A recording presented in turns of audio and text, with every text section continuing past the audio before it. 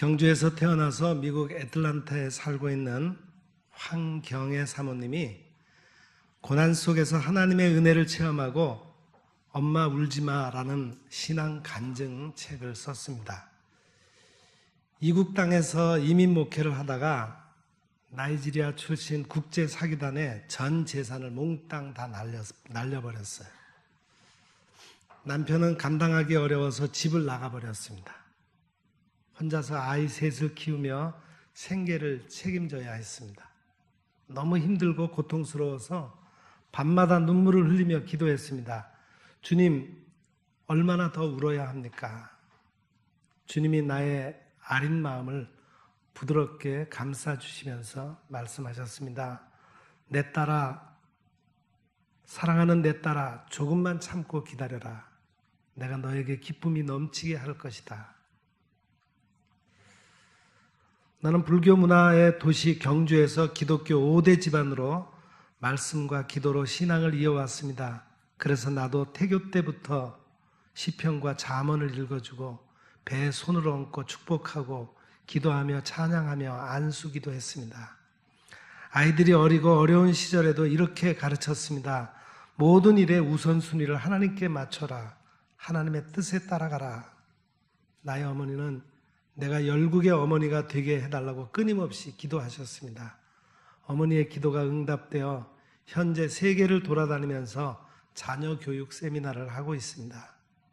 고난 속에서도 어머니의 기도는 힘이 세고 위대합니다. 아프리카 케냐에서 선교하시는 선교사님이 말했습니다. 오늘 여러분은 이렇게 아름다운 예배당에서 예배를 드립니다. 케냐에는 예배당이 없어서 나무 밑에서 하나님께 예배를 드립니다. 성령님께서 감동시키시는 분이 있으면 케냐를 위하여 예배당을 지어주십시오.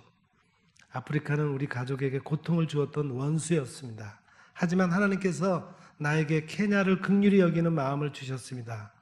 그래서 나이지리아 국제 사기단을 용서하고 새아이의 이름으로 예배당 건축을 위해서 1만 달러를 헌금했습니다.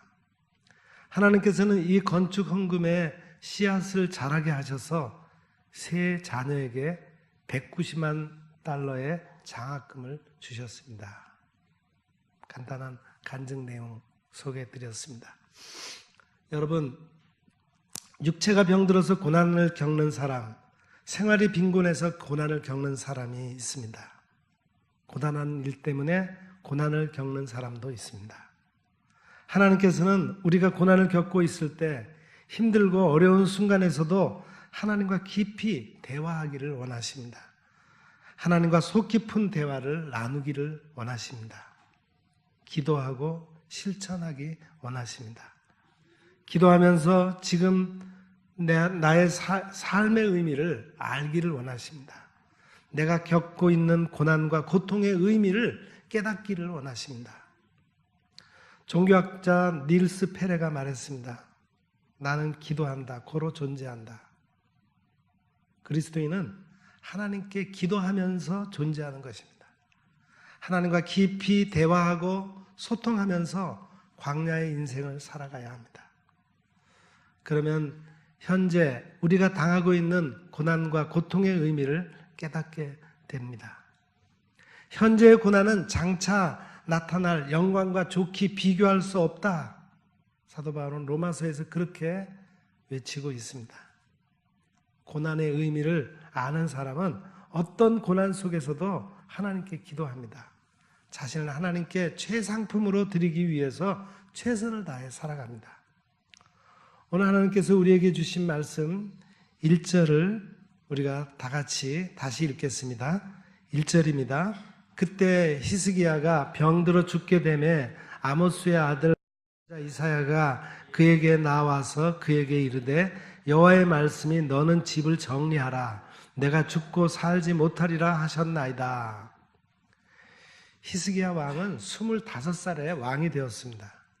그는 29년 동안 유다를 통치하면서 여호와께서 보시기에 정직하게 행했습니다.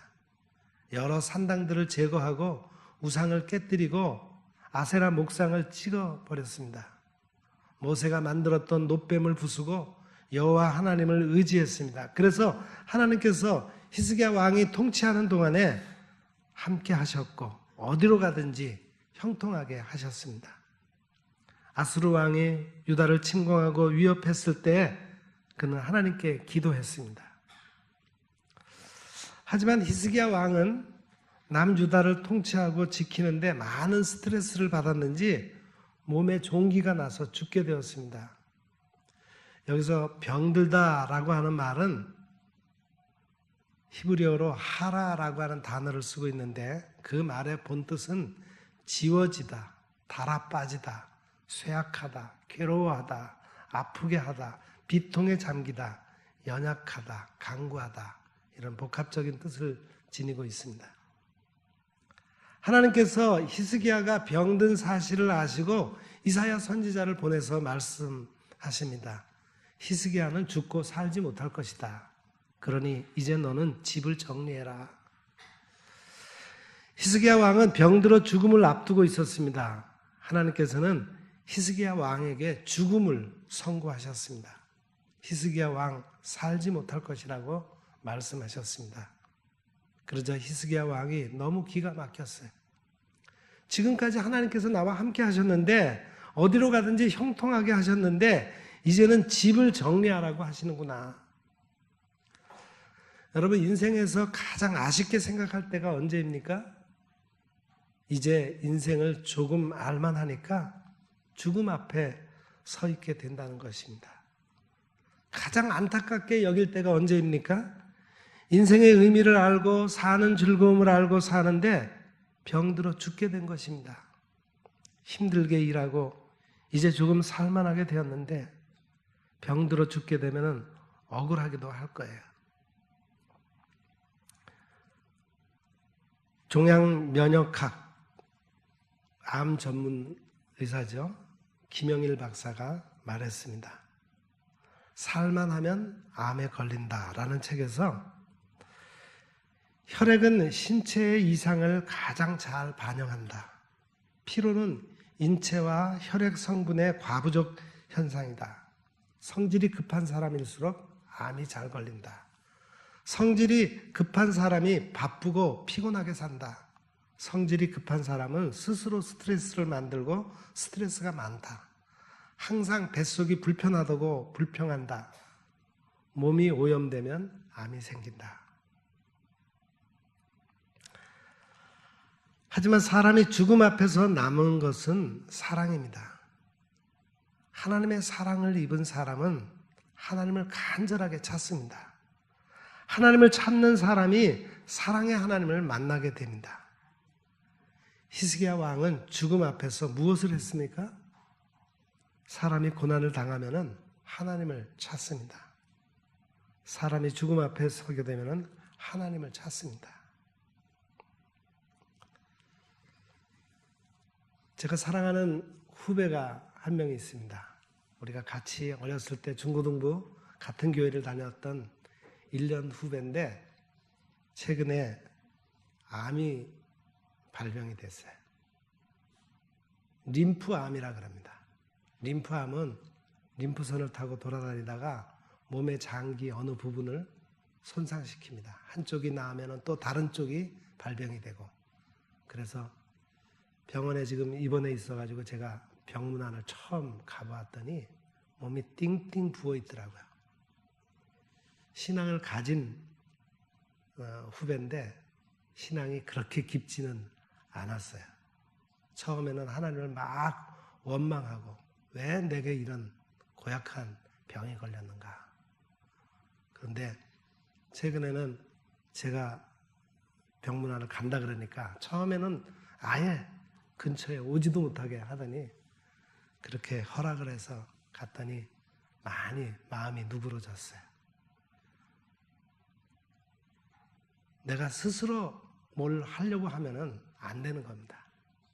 정말 어려움에 봉착했을 때 진심으로 하나님을 찾아야 됩니다. 하나님을 의지해야 됩니다. 제가 기도해 줬습니다.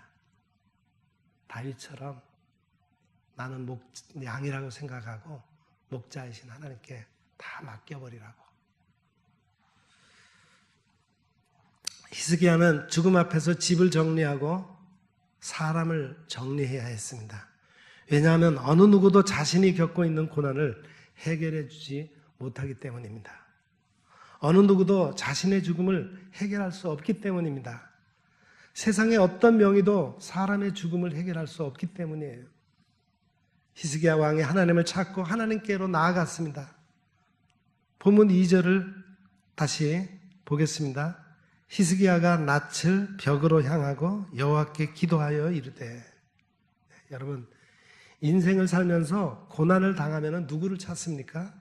고난을 당하면 가장 먼저 하나님을 찾아야 합니다. 환난을 당하면 누구에게 찾아갑니까? 다윗은 하나님을 찾고 부르짖었습니다. 내가 환난에서 여호와께 아뢰고 나의 하나님께 부르짖었다. 그러자 하나님께서 그 전에서 내 소리를 들으셨다. 나의 부르짖음이 하나님의 귀에 들렸다. 고난의 문제를 누구에게 의뢰하고 누구에게 의지하고 누구에게 맡깁니까? 환난 날에 나를 부르라. 내가 너를 건질 것이다. 내가 너를 영화롭게 할 것이다. 환난 중에 기도하는 사람은 환난을 견딜 수 있습니다. 환난 중에서도 하나님을 찾는 사람은 소망을 갖게 됩니다. 내 영혼이 잠잠히 하나님만 바라보면 소망이 하나님으로부터 쫓아납니다. 소망의 하나님께서는 모든 기쁨을 믿음 안에서 충만하게 하십니다. 모든 평강을 믿음 안에서 나에게 충만하기를 원하십니다. 성령의 능력으로 소망이 넘쳐나게 하시기를 원합니다. 히스기야 왕은 하나님께 무엇을 기도했습니까? 자신을 돌아보고 통회하는 기도를 드렸습니다. 그는 어떻게 기도했을까요? 진실과 전심으로 기도했다 했습니다. 본문 3절에 다시 다 같이 읽어보겠습니다. 여호와여 강구하 내가 주 앞에 행하며 주께서 보시기에 선하게 행한 것을 기억하옵소서 하고 히스기야가 심히 통곡하더라. 여기서 진실이라고 하는 말은 확실함, 진리, 확립, 신실한, 옳은, 분명한, 참된, 충실함이라는 뜻입니다. 고난은 하나님을 확실하게 찾게 합니다. 고난은 진리 위에 서게 합니다. 이령 박사님도 딸이 고난을 겪고 고난을 통해 은혜를 체험한 것을 보면서 하나님의 진리 안에 서게 되었습니다. 인생을 살면서 고난은 옳은 것을 선택하게 합니다. 고난은 순종을 배우게 됩니다. 예수님께서도 인간의 죄를 구원하시기 위해서 십자가에서 고난을 당하셨습니다. 그리고 십자가의 고난으로 순종의 본을 보여주셨습니다. 하나님께서 히브리서 기자를 통해서 말씀하셨습니다. 예수는 육체에 계실 때에 자기를 죽음에서 능히 구원하실 이에게 심한 통곡과 눈물로 간구와 소원을 올렸다. 그의 경건하심으로 말미암아 들으심을 얻었다. 그가 아들이시면서도 받으신 고난으로 순종함을 배워 온전하게 되셨다. 그런즉 자기에게 순종하는 모든 자에게 영원한 구원의 근원이 되셨다. 고난을 통해서 순종하고 순종한 후에 기쁨을 얻습니다. 여러분, 고난이 닥칠 때 내가 왜 이런 고난을 겪고 있는가? 주님 앞에서 진실하게 행했는가? 신실한 믿음으로 살아갔는가? 하나님께서 충성스럽게 여기는 사람으로 살고 있는가? 내가 행한 일들을 돌아보고 통회하는 마음으로 기도하신 적이 있습니까? 기독교인은 고난 속에 감추어진 하나님의 숨은 뜻을 찾아야 합니다. 의인은 고난이 많습니다. 그러나 여호와께서 그 모든 고난에서 건져주십니다. 예수님의 고난 속에 하나님의 구원이 감추어져 있습니다. 고난을 당하기 전에는 내 생각이 옳다고 판단하고 행동했습니다. 고난을 당한 후에는 주님의 말씀을 지킵니다. 고난을 통해서 영원함을 깨닫습니다. 영원은 믿음 안에 있습니다. 믿음은 순종 안에 있습니다. 순종은 고난 속에 있습니다. 예수님은 십자가 위에서 죽으시면서 말씀하셨습니다. 하나님, 나의 하나님, 어찌하여 나를 버리셨습니까? 하나님께서는 예수님을 십자가에 내어주는 고통을 겪게 하신 것입니다. 예수님께서 십자가에서 죽으시고 고통을 당하시는 그 고난이, 그 순환이 있어야 모든 사람이 예수님을 믿고 구원을 얻기 때문입니다. 포이어바흐라고 하는 신학자는 기독교의 본질을 이렇게 말했습니다. 그리스도의 최고의 명령은 내가 고난을 당하는 것이다. 그래서 기독교의 역사는 순환의 역사다. 덴마크 실존주의 사상가 키에케고르가 말했습니다. 고난을 당하지 않는다면 당신은 하나님과 아무 상관이 없다. 그리스도의 고난은 인간적이면서 초인간적이다. 그리스도의 고난과 인간이 고난은 영원히 아주 깊은 차이가 존재한다. 가미는 또 이렇게 얘기를 합니다. 인간이 하나님을 도덕적인 판단에 굴복시킬 때 그는 자신의 마음속에서 하나님을 죽인 것이다.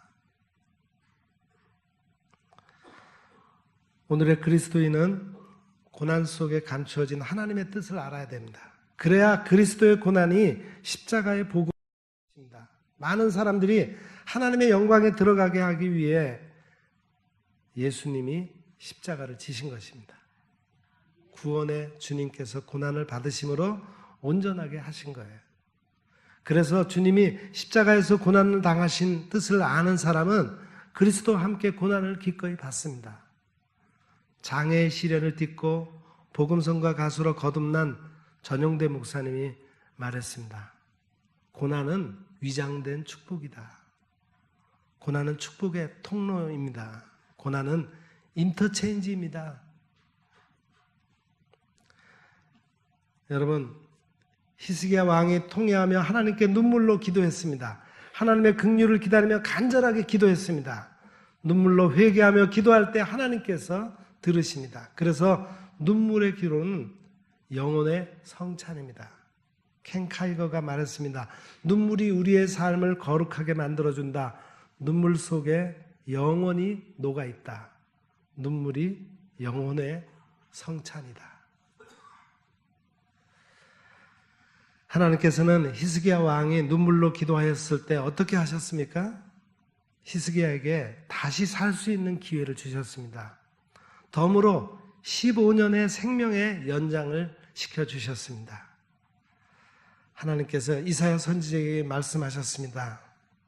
5절입니다. 본문 5절 우리 같이 또 읽어보겠습니다.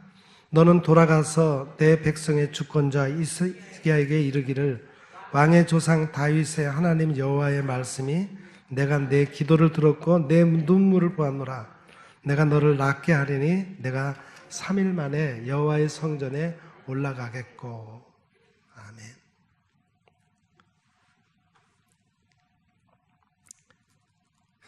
히스기야 왕은 죽을 병을 통해서 통회하며 기도했습니다.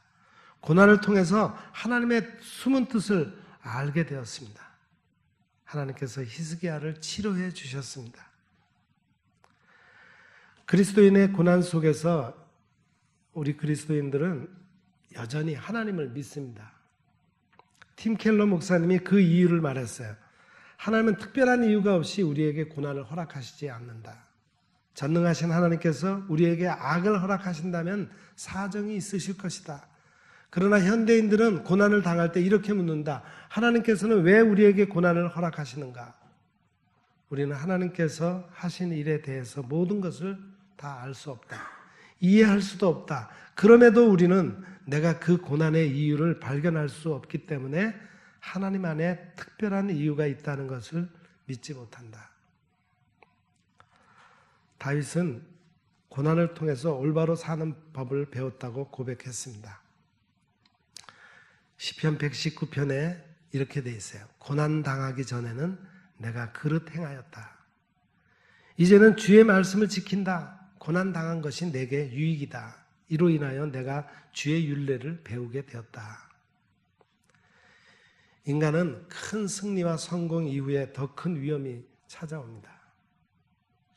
그러나 그 위험 뒤에 또다시 하나님의 온전하신 뜻을 알고는 회복이 되게 되어 있습니다.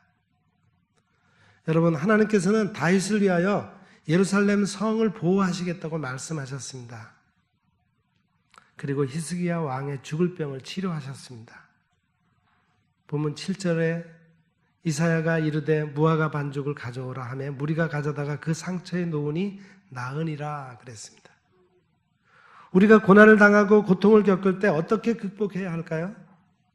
하나님의 긍휼을 바라고 회개하고 울어야 합니다. 하나님을 신뢰하고 믿음으로 기도해야 합니다. 사랑의 우선순위를 재조정해야 합니다. 하나님의 은혜를 사모하고 주를 바라보아야 합니다.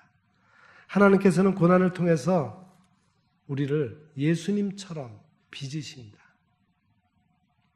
육체의 질병으로 고통을 받고 있지만 하나님께서 영감을 주신 것이 은혜입니다. 고난이 내 믿음을 더욱 깊게 만듭니다. 고난이 하늘의 상급을 가져다 줍니다. 고난을 통해서 우리의 성품을 바꾸시고 새로운 피조물로 거듭나게 하십니다. 이제 어떤 일, 어떤 어려운 일, 어떤 고난을 당해도 하나님께서 그것을 선으로 바꾸실 것입니다. 그래서 고난 속에서도 인생을 더욱 값지게 살게 하실 것입니다.